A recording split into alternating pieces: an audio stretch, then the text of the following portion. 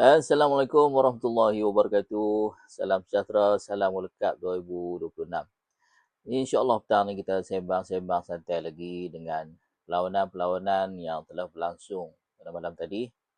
Dan untuk game yang pertama, terus kita recap game yang pertama iaitu England versus Congo. Game ni penuh dengan kejutan juga.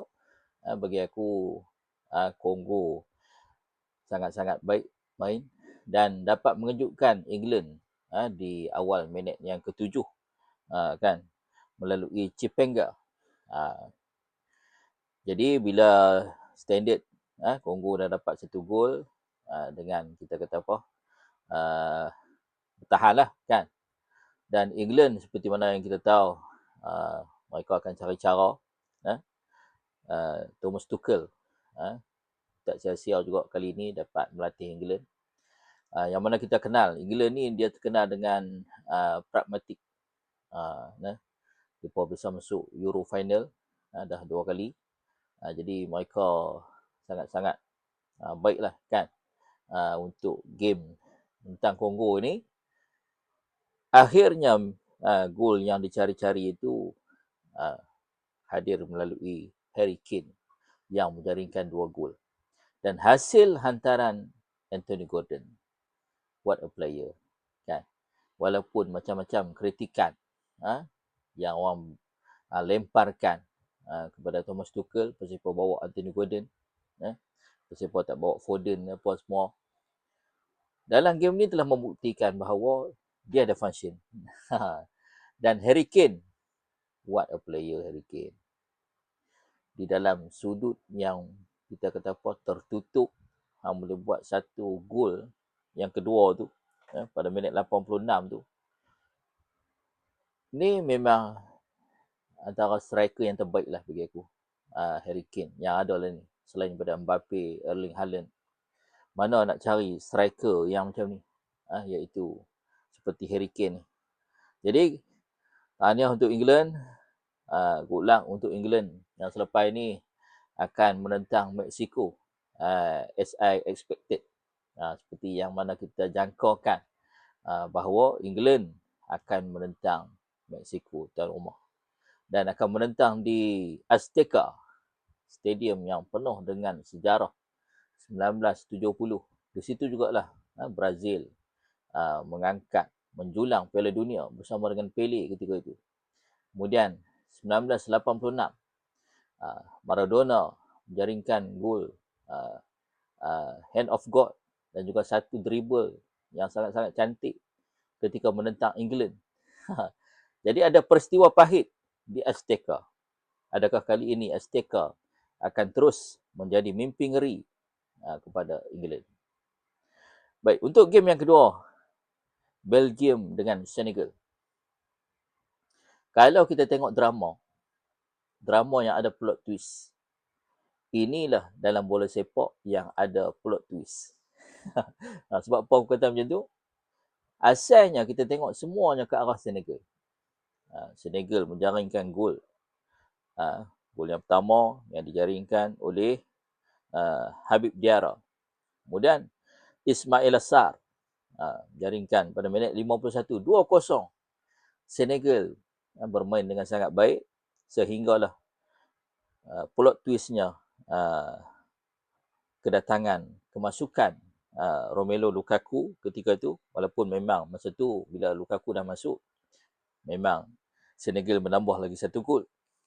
Tetapi semangat yang dimulakan oleh Lukaku yang menjaringkan gol, merapatkan jurang masa tu 2-1 ketika tu. Masa aku tengok minit 86, aku kata dalam hati, it's something gonna happen. Sesuatu pasti akan berlaku. Sebab kalau nak ditambah masa sebenar, mungkin dalam 5 minit, tambah masa tambahan kecederaan lah kita katakan, mungkin aku kata ada 10 minit lagi. Oi, kata boleh dapat ni Belgium ni, kalau macam ni punya gaya ni boleh dapat ni.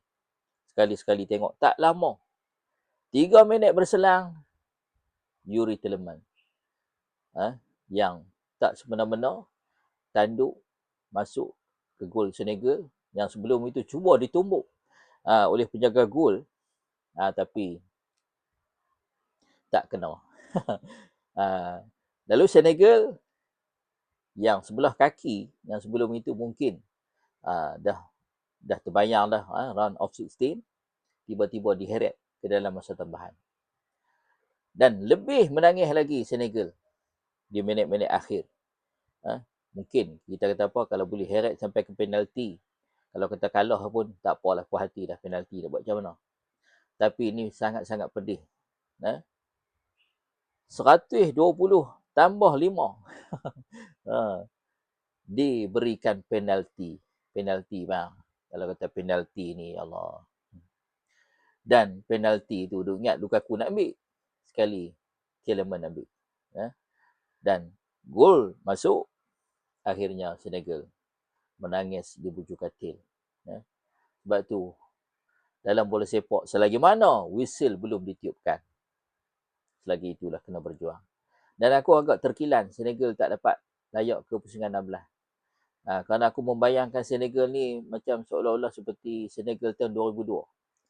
Penuh dengan semangat, penuh dengan kejutan, walaupun mula-mula tu hampir terkeluar di peringkat kumpulan tu. Tapi Senegal 2002 barulah, kan? Zaman-zaman El Hadji Diop, Henry Camara, Boba Diop. Tapi yang kali ni pun agak baik tim Senegal ni, tapi cuma tidak bernasib baik. Jumpa dengan tim yang kita kata masih lagi ada sisa-sisa golden generation Belgium, daripada 2014, 2018 masih ada lagi. Jadi inilah nasib yang perlu diterima oleh Senegal, kerana Senegal terkeluar dengan begitu sadisnya oleh Belgium. Dan Belgium selepas ini akan menentang siapa Belgium, lupa dah.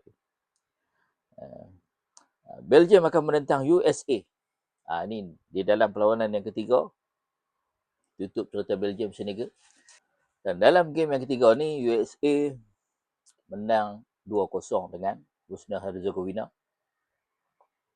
Untuk Bosnia kali pertama dalam World Cup, okeylah kan, pencapaian boleh lepas ke pusingan 32 dan menentang tuan rumah pula. Kita tahu tekanan yang sangat hebat. Tetapi USA setelah melalui 1-0 Balogun kena kad merah. Kemudian duk ingat mungkin Bosnia boleh menyamakan kedudukan, tetapi malangnya USA dapat free kick, masuk 2-0, payah dah Bosnia. Jadi untuk USA lepas ni akan bertemu dengan Belgium. Sama-sama kita nantikan apakah drama yang akan berlaku nanti di round of 16. Dan banyak lagi game untuk pusingan yang ke-32. Sama-sama nanti kita layan dan sama-sama nanti kita ulas. Terima kasih kepada yang sudi support, sudi mendengar, sudi like, sudi komen. Assalamualaikum.